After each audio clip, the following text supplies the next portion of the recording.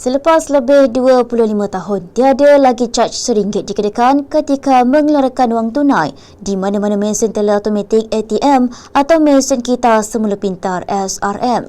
Inisiatif berkenaan membolehkan pemegang kad debit mengakses lebih 14,000 ATM dan SRM di seluruh negara tanpa mengira bank pengeluaran mereka untuk mengeluarkan wang tunai tanpa caj bermula 1 Julai ini.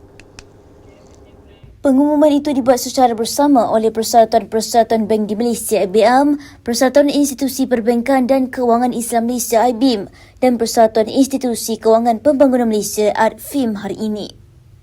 Inisiatif itu yang dilaksanakan dengan kerjasama Payments Network Malaysia Sdn Bhd (PayNet) mencerminkan komitmen berterusan industri perbankan untuk menjadikan perkhidmatan kewangan lebih mudah diakses, inklusif dan berpatutan kepada pelanggan. Inisiatif itu menegaskan usaha berterusan sektor perbankan untuk menyokong semua lapisan masyarakat dengan memastikan pelanggan mempunyai akses kepada perkhidmatan kewangan yang praktikal, inklusif dan berfokuskan pelanggan. Caj RM1 untuk pengeluaran wang antara bank di mesin ATM mula diperkenalkan secara rasmi pada tahun 2000. Bagaimanapun, ia dihentikan sementara ketika COVID-19 melanda pada April 2020, namun disambung semula pada 1 Februari 2022 selepas situasi pandemik kembali pulih.